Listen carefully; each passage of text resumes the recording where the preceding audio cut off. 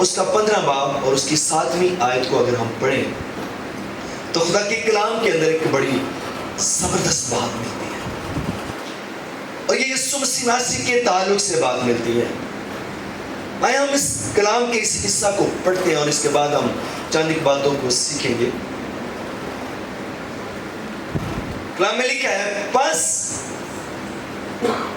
یہ جو پس کا لفظ ہے، چونکہ، پس، اگرچہ، چونکہ، چنانچہ، جو کچھ بھی، جب یہ لفظ آتا ہے تو اس کا مطلب ہے اس لفظ کے آگے جو بات لکھی ہوئی ہے یہ سب سے زیادہ معتبر ہے، اتھینٹک ہے۔ جو پیچھے باتیں چل رہی ہیں ان ساری باتوں کے یہ الفاظ، یہ باتیں اتھینٹک ہیں۔ لکھا ہے بس جس طرح مسیح نے خدا کے جلال کے لیے، بس جس طرح مسیح نے خدا کے جلال کے لیے، اکثر جگہوں پہ میں جاتا ہوں، کلیسیوں میں جب میسج کرتے ہیں آئے ہم اس کے نام کو جلال دیتے ہیں تو لوگ فوراً سے تالیاں بجانا شروع کر دیتے ہیں، لوگ تالیاں بجا کر یسوع کو جلال دیتے ہیں۔ مگر یسوع مسیح نے فرمایا، کلام میں لکھا ہے، اے باپ جو کام تو نے مجھے کرنے کو دیا میں نے زمین پر اسے پورا کر کے تیرے نام کو جلال دیا۔ کام کو پورا کر کے یسوع مسیح سے کہتے ہیں میں نے کام پورا کر کے تیرے نام کو جلال دیا، اور ہم تالیاں بجا کر اس کے نام کو جلال دیتے ہیں۔ اور یہاں رومیو کا مصنف اس بات کو بیان کرتا ہے، بس جس طرح مسیح نے خدا کے جلال کے لیے تم کو اپنے ساتھ شامل کر لیا، اسی طرح تم بھی لازم ہے، ضروری ہے، یہ بات اتھینٹک ہے، یہ قابل فراموش نہیں۔ اسی طرح تم بھی جس طرح یسوع نے کیا ہے، یسوع نے کہا میں نے زمین پر وہ کام کر کے، وہ ذمہ داری پوری کر کے جو تو نے مجھے دی تھی، میں نے تیرے نام کو جلال دیا ہے۔ اب اس نے جلال تو دے دیا ہے خدا کو، اور وہ جلال یہ ہے کہ اس نے مجھے اور آپ کو مسیح میں شامل کر لیا ہے۔ اب اگلا کام کیا ہے؟ اب اگلا کام یہ ہے، میری اور آپ کی ذمہ داری بھی ہے کہ ہم بھی، میں اور آپ بھی ایک دوسرے کو شامل کریں۔ تو کلام کہتا ہے تم بھی ایک دوسرے کو شامل کر لو مسیح میں۔ کہاں میں شامل کرتا ہے؟ شاید ہم یوں سمجھتے ہیں کہ شاید ہم یہ چرچ میں شامل کر لیتے ہیں تو شامل ہو گئے ہیں۔ نہیں، اس خوشخبری کو، اس نجات کے پیغام کو، اس زندگی کے پیغام کو ان تک لے کر جانا اور شامل کرنا ہے۔ اور شامل کہاں کرنا ہے؟ یاد رکھیے گا جب یسوع مسیح پر ایمان لاتے ہیں تو ہم آسمان کی بادشاہی میں شامل کیے جاتے ہیں۔ تو دراصل یسوع مسیح کا مطلب تھا کہ تم بھی دوسروں کو آسمان کی بادشاہی میں شامل کر لو۔ آپ پاکستانی ہیں، اس میں کوئی فارنر ہے، کوئی اور ملک کا؟ سب پاکستانی ہیں۔ کیوں؟ آپ پاکستانی کیوں ہیں؟ کوئی ریزن، کوئی وجہ تو ہوگی نا کہ میں پاکستانی ہوں۔ اچھا باش، بابا جی نے بڑی خوبصورت کہتے ہیں جب ہم پاکستان میں پیدا ہوتے اس لیے پاکستانی ہے۔ جو کسی اور کنٹری میں پیدا ہوتا ہے تو وہ کسی اور ملک کا ہے۔ جس شہر میں جو کوئی پیدا ہوتا ہے وہ اسی علاقہ کا، اسی ملک کا، اسی شہر کا کہلاتا ہے۔ میں نرول میں پیدا ہوا، میں نے 4-5 بار اپنے شناختی کارڈ کو تبدیل کیا ہے، ایڈریس تبدیل کیا ہے، مگر جو میری پیدائش کا ڈسٹرکٹ ہے، جگہ ہے، وہ سیم رہتی ہے۔ باقی بڑی دفعہ بدلی ہے، وہ سیم ہے۔ تو اس لیے کلام کے اندر ہمیں ایک بڑا خوبصورت حوالہ ملتا ہے، ایک سٹوری ملتی ہے۔ ایک نکودیمس آدمی ہے، نامی آدمی ہے، جو یسوع سے مخاطب ہے اور یسوع سے بات کر رہا ہے، اور یسوع کو آسمان کی بادشاہی کے بارے میں آگاہی دے رہے ہیں، بتا رہے ہیں، اور وہ کہتے ہیں کہ میں بھی آسمان کی بادشاہی میں شامل ہونا چاہتا ہوں۔ تو یسوع مسیح نے اگر یوحنا 3 باب اور اس کی 5ویں آیت کو پڑھے، اس میں لکھا ہے، یسوع نے جواب دیا کہ میں تجھ سے سچ کہتا ہوں جب تک کوئی آدمی پانی اور روح سے پیدا نہ ہو وہ خدا کی بادشاہی میں داخل نہیں ہو سکتا.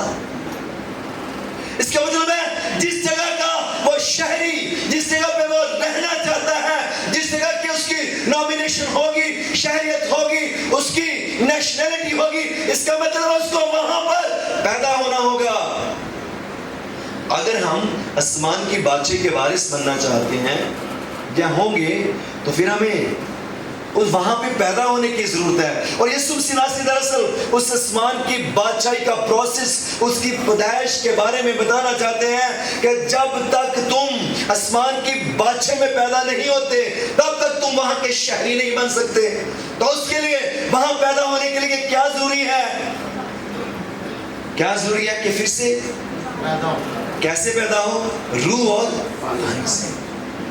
زمین پر تو ہم پیدا ہو گئے, آسمان کی شہریت کے لیے, آسمان کی بادشاہی کے لیے, اس کنگڈم کے لیے ہمیں پھر سے اسی شہریت میں پیدا ہونے کی ضرورت. اس کے لیے ایکچولی یسوع روح سے پیدا ہونے کی بات کر رہا تھا.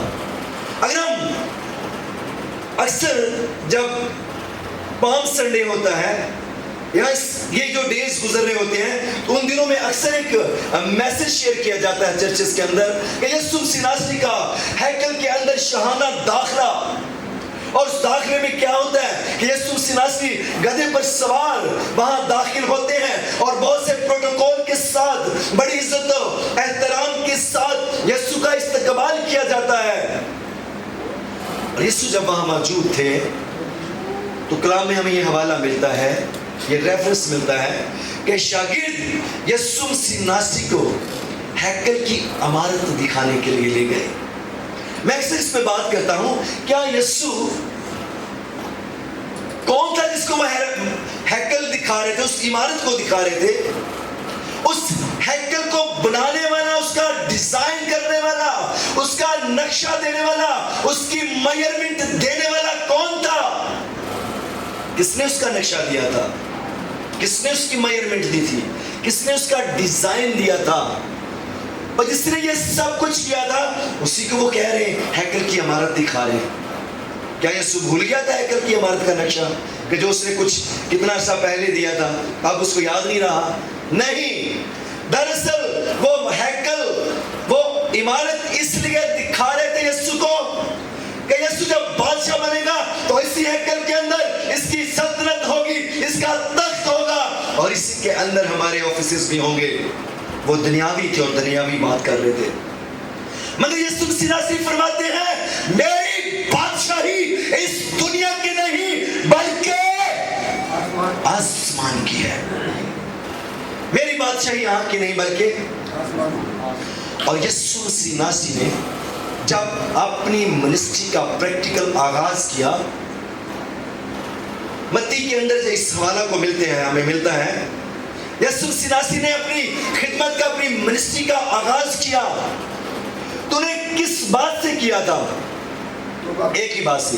یسوع متی 4:17 کے اندر لکھا ہے اس وقت یسوع نے منادی کرنا اور یہ کہنا شروع کیا کہ توبہ کرو کیونکہ آسمان کی بادشاہی نزدیک ہے. ہاللیلویا. ایک ہی منادی کیا یسوع نے شروع سے لے کے آخر تک, اور درمیان میں بھی یسوع ایک ہی بات کی منادی کرتا رہا ہے, اور وہ ہے آسمان کی بادشاہی. یسوع کا آسمان کی بادشاہی تمہارے درمیان ہے. ایکچولی یسوع نیکودیمس کو اور دوسروں کو بھی آسمان کی بادشاہی کی پریکٹس دے رہا ہے, آسمان کی بادشاہی کے بارے میں آگاہ کر رہا ہے. اور کلام کے اندر ہمیں یہ بات ملتی ہے آسمان کی بادشاہی. یسوع مسیح کلام میں لکھا ہے شہر شہر, گلی گلی, کریا کریا, گاؤں گاؤں پھرتا رہا اور آسمان کی بادشاہی کی منادی کرتا رہا. اور آسمان کی بادشاہی میں کیا ہوتا رہا؟ آسمان کی بادشاہی کے اندر مردے زندہ ہوتے, اندھے دیکھتے, لنگڑے چلتے, بیمار شفا پاتے, کوڑی پاک ہوتے, بیماریاں جاتی رہتی. रोगियों के रोग मिट जाते। यह सब कुछ उस आसमान की बादशाही का एक मंजर था। यीशु ने, मैं देख रहा हूं, कोई प्रॉस्पेरिटी का मैसेज नहीं दिया। उसने कोई नहीं कहा कि मैं तुम्हें ऐसे करोगे तो तुम्हें बरकत मिल जाएगी, यूं करेगा तो तुम प्रॉस्पर हो जाओगे। यीशु ने कोई प्रॉस्पेरिटी का मैसेज नहीं दिया। यीशु ने कोई शिफा का मैसेज भी नहीं दिया। यीशु जा रहा था और उसने कहा आज शिफाया कन्वेंशन होगी, आज मैं शिफा का मैसेज दूंगा तो बीमार शिफा पा जाएंगे। उसने एक ही मुनादी की है, उसने एक ही खबर दी है, उसने एक ही ढिंढोरा पीटा है, उसने एक ही बात की है, उसने बाप की बात की है और बाप की बादशाही की बात की है। और बादशाही के अंदर उसने पैटर्न दिया कि बादशाही का जो मंजर है, जो बादशाही का नजारा है, वहां का जो रहन सहन है, वहां की जो जिंदगी है, वो ये है कि वहां मुकाशफा के मुताबिक ना मौत है, ना बीमारी है, ना अंधे हैं, ना नापाक हैं, बल्कि आसमान की बादशाही के अंदर ना मौत है, ना होनाला है, ना रोना है, ना बीमारी है। आसमान की बादशाही के अंदर हमेशा खुशी और सलामती और जिंदगी है। यीशु आसमान की बादशाही की बात कर रहा है। यीशु ने इब्तिदा से शुरू किया कि बस तौबा करो क्योंकि आसमान की बादशाही नजदीक है। और इससे पेशतर के यीशु आसमान पर उठाए जाते। अमाल पहला बाब और उसकी 3 आयत के अंदर लिखा है, उसने दुख सहने के बाद,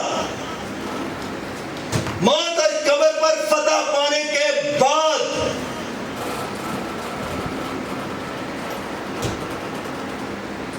उसने दुख सहने के बाद बहुत से सबूतों से अपने आप को उन पर जाहिर भी किया। चुनांचे वो 40 दिन तक उन्हें नजर आता और खुदा की बादशाही की बातें कहता रहा। यीशु ने आसमान की बादशाही से आगाज किया। यीशु ने आसमान की बादशाही की बात की और आखिर तक आसमान की बादशाही की बात करता रहा। और जितनों ने उसे कबूल किया, उसने उन्हें खुदा के फर्जंद बनने का हक बख्शा। और खुदा का फर्जंद कहां पे है? आसमान की। इसीलिए उसने पैटर्न दिया। इसलिए वह निकोदेमुस से कहता है, जब तक कोई नए सिरे से फिर से आसमान की बादशाही में पैदा नहीं होगा, तब तक उसे उस नेशनलिटी से महरूम रहना पड़ेगा।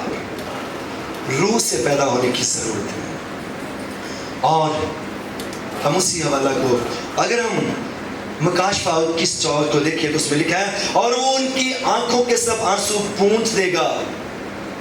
इसके बाद ना मौत रहेगी, ना मातम रहेगा, ना आहोनाला, ना दर्द, पहली चीजें जाती रहेंगी। यह आसमान की बादशाही का मंजर था, उस किंगडम का जिसकी वो मुनादी कर रहा था कि वहां पे ना मौत है, वहां पे ना बीमारी है, वहां पे ना पाकी है, ना वहां पे कोड़ी है, वहां पे कोई ऐसी चीज नहीं। यह आसमान की बादशाही की वो पिक्चर थी, वो मुनादी थी जो यीशु ने दी। इसीलिए रोमियो का मुसन्नफ इस बात को बयान करता है, उसी हवाला को हम पढ़ते हैं। बस अब जरूरी क्या है, अब लाजम क्या है मेरे और आपके लिए? बस जिस तरह मसीह ने खुदा के जलाल के लिए तुमको अपने साथ शामिल कर लिया है, हम यीशु मसीह पर ईमान लाने के वसीला से उस ज़ाते इलाही में शरीक किए गए हैं। मैंने पहले भी बहुत बार इसी जगह पर इस बात को बयान किया है, कोट किया है। मैं इसको रिफ्रेश करना चाहता हूं ताकि आपकी याद रहे। यीशु मसीह के आने का पर्पस क्या था? जी आपने कुछ कहा? गुनाहों से निजात के लिए। मैं अक्सर ये बात बयान करता हूं, निजात इतना बड़ा मसला नहीं था।